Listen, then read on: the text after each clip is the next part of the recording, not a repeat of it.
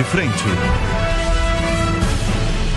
Olá, boa tarde dessa sexta-feira. Eu sou Thiago Pavinato e está começando mais um Linha de Frente.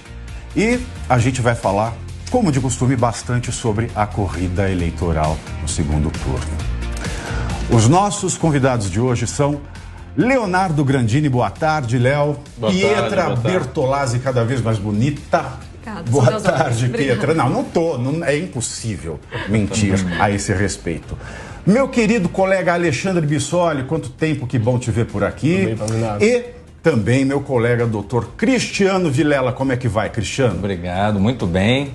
Feliz em revê-lo por aqui. Muito obrigado, Cristiano. E hoje a gente vai começar de uma maneira diferente, porque nós temos, além dos nossos especialistas, dos nossos comentadores, um entrevistado mais do que especial, né? Um fenômeno eleitoral, reeleito já no primeiro turno, governador do maior estado, e do estado, né, que é a maquete para as eleições de todas as corridas eleitorais.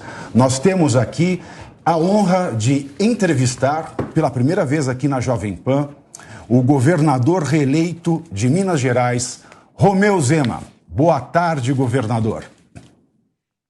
Boa tarde, Tiago. Boa tarde, Leonardo, Alexandre, Prieta e Cristiano e quem está nos acompanhando. É um grande prazer estar aí com vocês, principalmente poder contribuir para aquilo que nós tanto prezamos, né, que é por uma política mais ética, mais responsável, que leve melhores serviços para o cidadão. Governador, eu sei que todos aqui hoje têm perguntas bastante interessantes, especialmente porque o fenômeno eleitoral em Minas Gerais foi bastante sui generis, né, em questão de legislativo, do governo estadual e os votos para presidente da República. Mas eu quero começar fazendo uma pergunta que é uma questão que está bastante latente aqui para o pessoal que trabalha com a gente. O senhor declarou, né, seu apoio ao presidente Jair Bolsonaro, agora nesse segundo turno. Eu gostaria de saber o seguinte, governador: qual é o impacto da relação entre o governador do estado de Minas Gerais e as políticas que o senhor, governador reeleito no estado de Minas Gerais, tem em mente, quer levar adiante?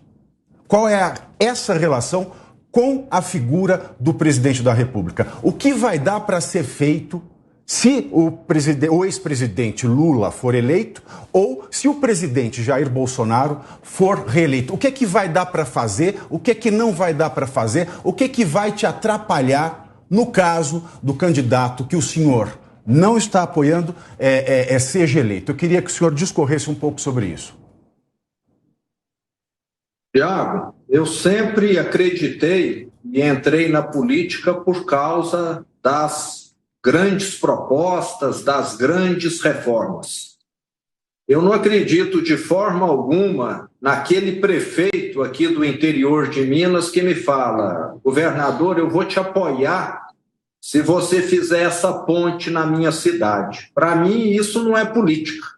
Para mim, isso é interesse imediato, talvez que possa ter um pequeno impacto na próxima eleição. No começo desse ano aqui em Belo Horizonte, esse ano de 22, um ano eleitoral, nós tivemos aqui uma série de greves, de movimentos, em que eu deixei muito claro: eu posso dar 10% de reajuste. E, se for mais do que isso, eu prefiro que tenha greve, que tenha outras questões, porque eu não vou comprometer o futuro do Estado sendo irresponsável, fazendo algo que está totalmente fora daquilo que o Estado pode pagar. E eu não estou aqui preocupado com eleição, eu estou preocupado em fazer o certo. Então, Tiago, a minha maneira de atuar tem sido essa.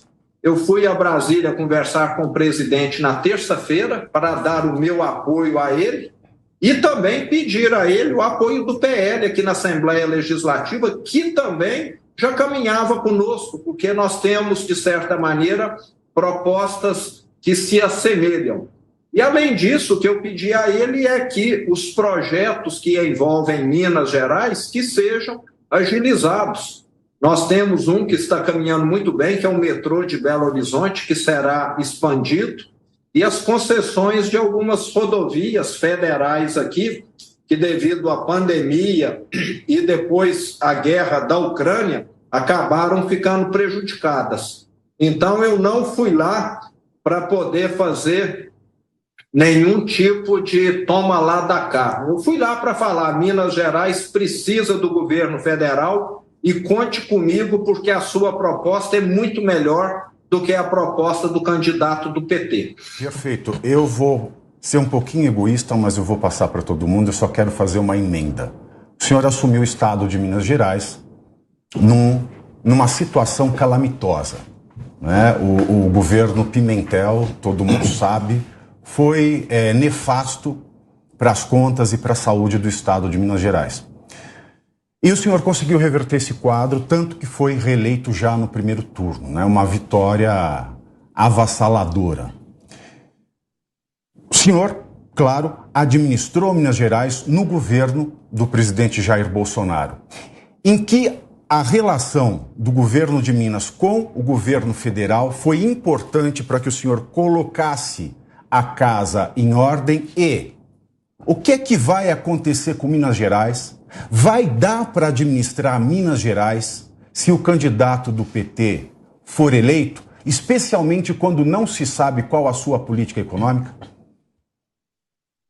Tiago, aqui em Minas nós temos 853 prefeitos. Nenhum deles é do meu partido.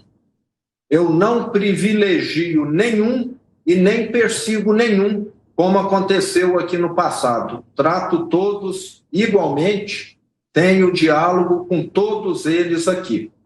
E nós tivemos aqui em Minas um governo PT, que você comentou, do Pimentel, e tínhamos também a presidente Dilma em Brasília, na mesma ocasião. E foram os piores anos e o pior governo para Minas Gerais.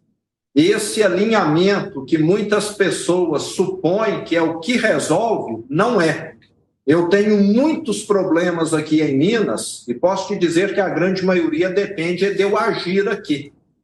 Infelizmente, no mundo político, a coisa mais comum que existe é terceirizar o problema, como acontecia aqui antes. Eu assumi o Estado com boa parte dos políticos mineiros falando: o problema de Minas está lá em Brasília, que não recebe a Lei Candir. Ficaram aqui iludindo o mineiro durante anos com esse discurso. Teve a decisão da Lei Candir, em vez de Minas receber 130 bilhões, como eles alardeavam, Minas vai receber 4, de forma parcelada. Então, parece que política aqui no Brasil se transformou na arte de enganar, de ludibriar. E eu, que sempre fiz gestão, considero que você ser conservador, ter o pé no chão, é a melhor coisa. Então, independente de quem for o novo presidente, Minas Gerais vai continuar avançando. Mas com o presidente Bolsonaro, nós vamos ter uma gasolina especial no nosso motor que vai fazer com que o carro vá mais rápido ainda. Obrigado, governador. Agora eu vou repartir aqui a palavra com os meus amigos. Vou fazer aqui no meu sentido horário, que eu quero terminar com o Bissoli, que eu admiro muito. Ele tem, no meu ponto de vista, uma capacidade de olhar o cenário político que é muito sui generis, então eu vou deixar ele para falar por último, porque assim ele pode condensar tudo e fazer uma pergunta mais especial. Pietra, quer fazer alguma pergunta para o governador? Sim, boa tarde, governador. Como o senhor bem colocou, né, o PT deixou aí um legado desastroso em Minas Gerais, e considerando esse legado, né, de governo PT e considerando a nova gestão, né, do senhor, né, nos últimos anos em Minas Gerais, Qual é o motivo, segundo o senhor, né, para ter ocorrido essa discrepância de votos, né? A gente teve, ao mesmo tempo que o senhor foi eleito no primeiro turno, a gente teve uma quantidade enorme de votos para o Lula, né? Então, considerando essa disparidade de valores entre o presidente Jair Bolsonaro e o Lula, e considerando que o senhor está mais alinhado ao Bolsonaro, qual seriam os motivos pelos quais Minas Gerais teria optado por um presidente de esquerda e um governador de direita? Pietra, sua pergunta é muito interessante. O eleitor vai muito pela figura pessoal das pessoas. Eu sou do interior de Minas, então, naturalmente, eu acabo causando aqui um impacto positivo na maior parte do estado. Eu tenho um sotaque que é particular, que é igual do mineiro do interior. Isso causa uma proximidade. Eu te diria que o discurso do presidente Bolsonaro não causou, talvez, esse impacto de proximidade, mas é o que eu estou mostrando agora. Já comecei a mostrar nesses próximos 21 dias que, apesar desse discurso dele, que muitas vezes foi propagueado de forma um tanto quanto distorcida, foi dito que era uma coisa e é outra, que a proposta dele é a melhor para Minas e também para o Brasil. E vale lembrar que o candidato do PT teve uma votação mais expressiva na parte de Minas Gerais que se assemelha ao Nordeste. O que não aconteceu, nós somos aqui um estado de transição, nós temos uma parte aqui do estado que só torce para os times do Rio de Janeiro, outra que só torce para os times de São Paulo. Então, faz com que Minas seja esse estado diferente, é uma colcha de retalhos aqui.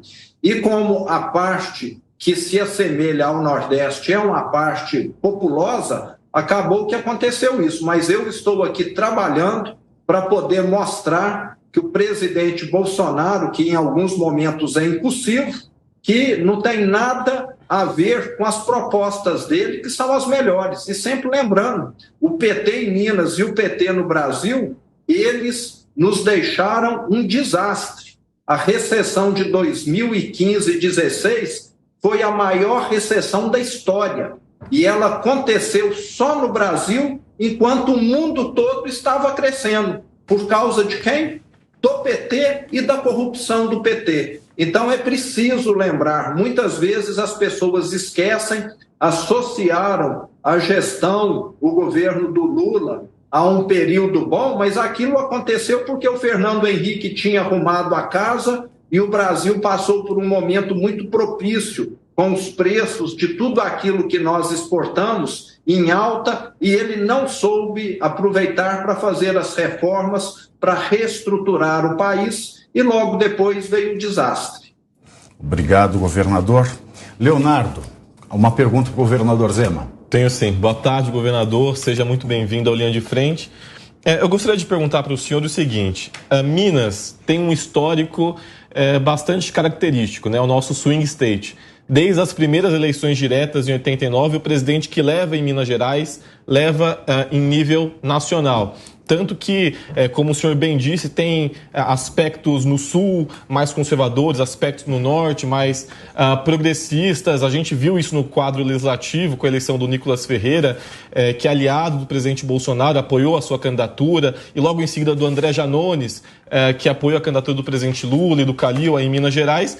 Então, nesse contexto, nessa circunstância, em que o presidente Lula venceu as eleições aí em Minas Gerais, o senhor não acha incoerente ou que possa vir a prejudicar o senhor com os seus eleitores um apoio para Bolsonaro, que perdeu as eleições aí no primeiro turno em Minas Gerais?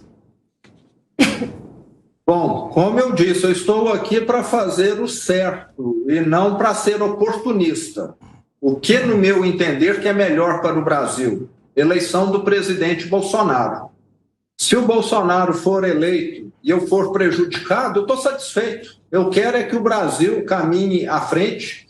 Eu sou um político diferente, eu sou um governador voluntário.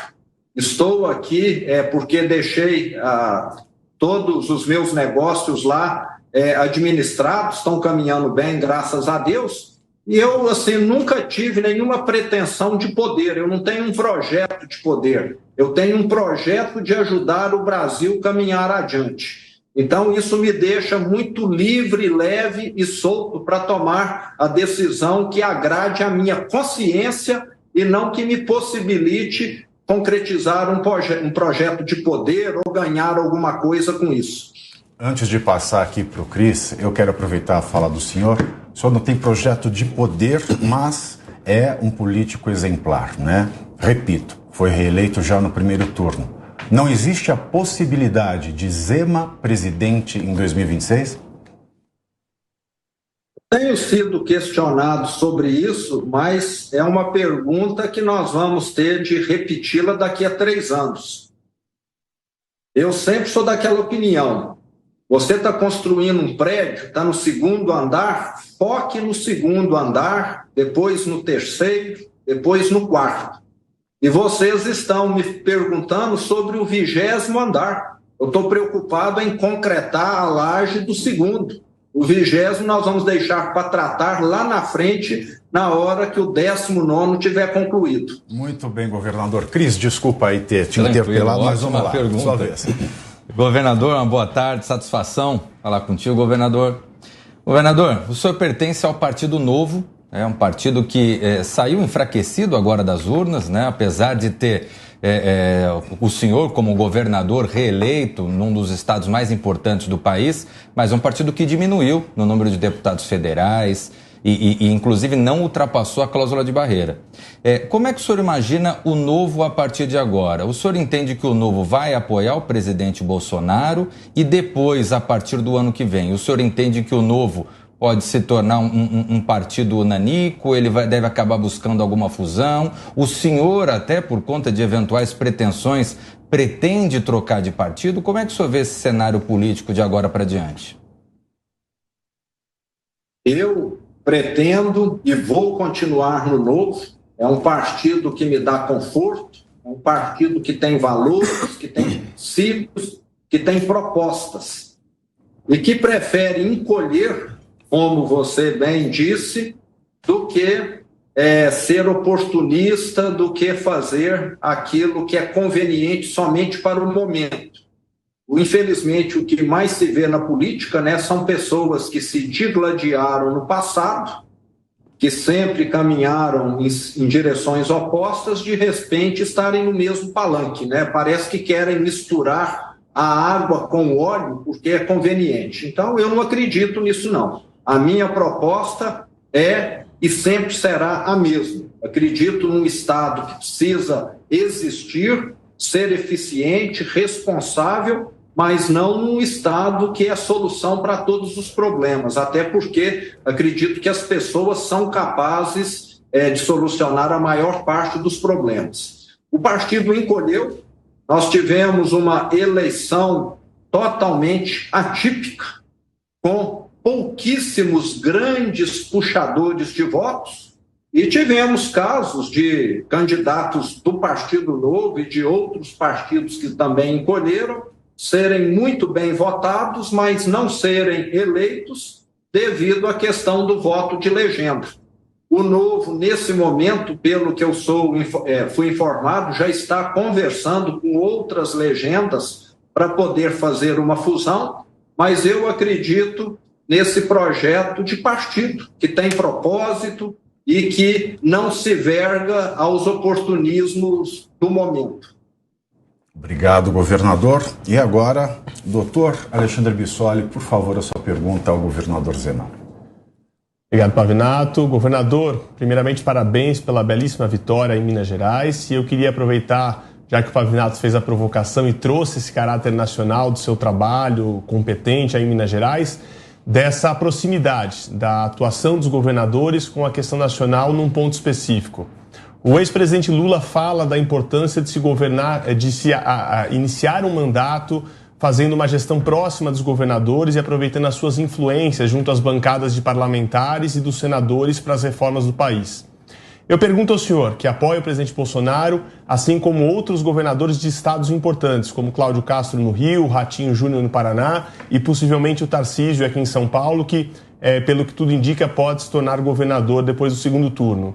Qual a importância, ou se é que ela existe, para que os governadores, junto aos deputados federais e senadores dos estados, possam articular, em conjunto com o presidente da República, estando todos alinhados, uma maioria confortável para as grandes reformas que o país precisa enfrentar, tais como reforma administrativa, reforma tributária, essas tão essenciais para que o país possa deslanchar e, quem sabe, o senhor disputando uma presidência da República possa pegar um país muito mais saudável financeiramente para poder continuar crescendo.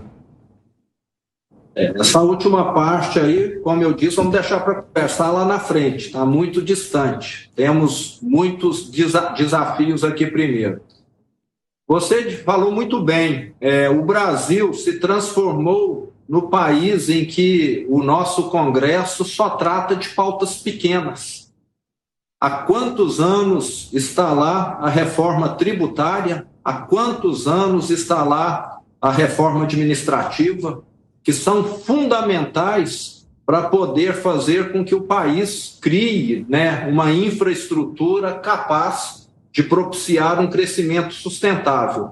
E o que se vê lá no Congresso, muitas vezes, são pautas secundárias que afetam uma determinada categoria ou que afetam uma determinada região minúscula do país e muita polêmica. Parece que no Brasil nós perdemos um pouco o foco.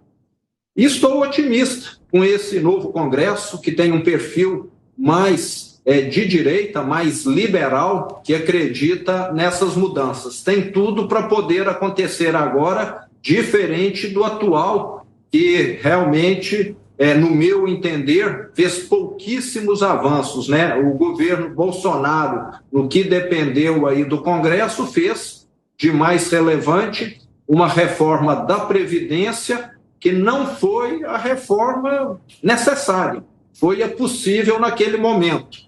Eu sou sempre favorável a deixar tudo no automático. Se a expectativa de vida aumenta, que automaticamente fosse alterada a idade de aposentadoria, quando você quer fazer uma coisa visando longo prazo, você automatiza isso. Aqui no Brasil, não. Parece que de 5 em 5 anos nós temos de rever tudo novamente, até porque parece que o Congresso procura mais ter holofote do que dar solução para os problemas. Então, eu estou otimista com esse novo Congresso, que com certeza vai dar um apoio às reformas que são tão necessárias. Governador, durante a sua explanação, o senhor mencionou o estado das rodovias, Eu já trabalhei muito com a indústria de papel e celulose aí no sul de Minas Gerais e, de fato, antes da sua administração, a questão das rodovias era um problema bastante sério. E no Grupo Zema também, o senhor tem essa experiência, porque o Brasil ele tem essa matriz rodoviária de deslocamento, de distribuição, e o Grupo Zema também trabalha com distribuição de combustível, com veículos e também com autopeças, então o senhor está bem familiarizado com isso. Como é que foi a sua relação aí no seu primeiro mandato de governador, que ainda não terminou, e o ministro Tarcísio, que provavelmente vai ser o governador de São Paulo, e o que o senhor espera de uma boa relação entre o seu próximo governo e o de Tarcísio, que provavelmente será governador? Eu vou pedir a hora aqui, só para os nossos ouvintes da rádio, agora são 14 horas e 31 minutos.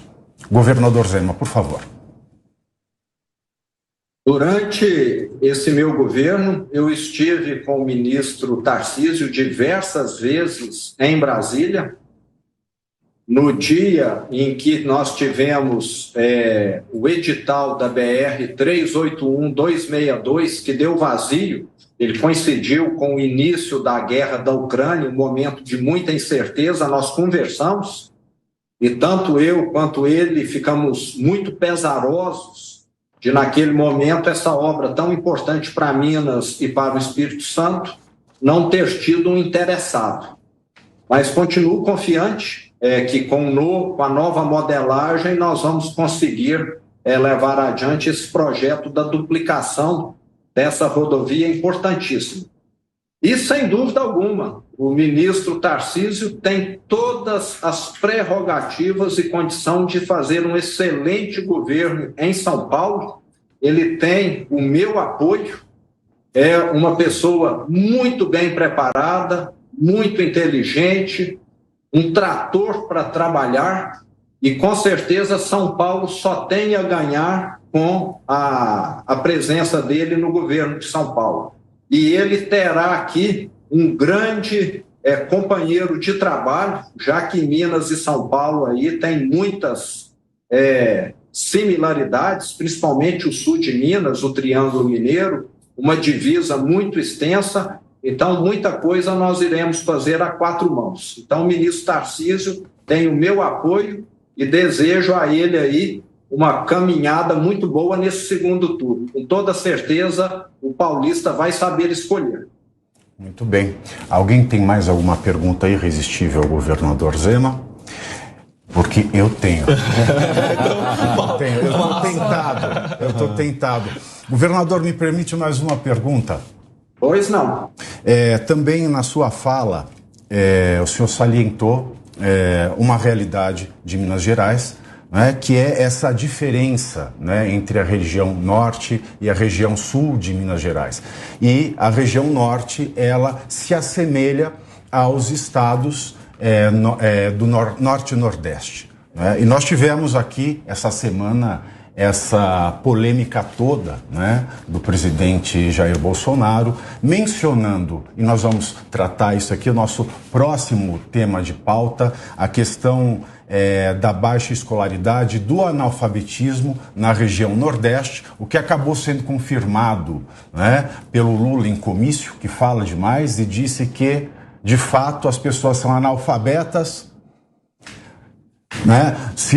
Que as pessoas são analfabetas não porque elas querem, mas porque nenhum governo no Brasil cuidou da educação antes. Como é que é a questão da escolaridade, da instrução, da empregabilidade e quais são seus planos de desenvolvimento para o norte de Minas, governador? Nós temos feito um avanço notável na questão da atração de investimentos. Só para efeito de comparação, nós já atraímos até o mês passado para Minas Gerais 260 bilhões de reais. B com bola, bilhões. É um valor muito expressivo. Para efeito de comparação, o último governo atraiu 28. Então, nós estamos falando que, muito provavelmente, nós vamos atrair 10 vezes mais investimentos. E boa parte desses investimentos tem sido direcionados para o norte de Minas Gerais, porque ele é uma das melhores áreas do mundo para a geração de energia fotovoltaica. Não sou nenhum especialista em clima, etc., mas é o que os estudos apontam. Então, bilhões de reais estão sendo investidos no norte de Minas. No início do ano, eu fui na cidade de Araçuaí, no Vale do Jequitinhonha, que já está próxima à divisa com a Bahia, para inaugurar uma usina fotovoltaica. Naquela ocasião, eu fiquei conhecendo uma senhora que tem 52 anos de idade, conversei com ela lá, dona Marilene, que me diz toda satisfeita que pela primeira vez na vida ela estava tendo carteira de trabalho assinada. Até os 52 anos de idade ela tinha sobrevivido catando material na rua ou fazendo algum trabalho eventual. Nunca teve uma renda certa no final do mês. Sempre recebeu algum auxílio governamental. E ela me disse lá, toda orgulhosa, governador, agora eu vou no supermercado e compro a carne que eu quero. Eu não sou mais obrigada a comer sardinha e salsicha que vem na cesta básica. E é isso que eu sempre sonhei para a minha vida. E nós já criamos, nesses quase 4 anos de governo, mais de 500 mil de empregos com carteira assinada em Minas Gerais. Então, não há programa social melhor do que esse. E complementando isso, nós criamos aqui em Minas um projeto que já está sendo copiado por muitos estados, que é o Trilhas de Futuro. Nesse momento, nós temos 130 mil alunos fazendo cursos técnicos em todas as áreas humanas, exatas, biológicas, em escola particular, com auxílio alimentação, com auxílio transporte, formando técnico em contabilidade, técnico em manutenção predial, técnico em automação industrial, técnico em radiologia e por aí vai.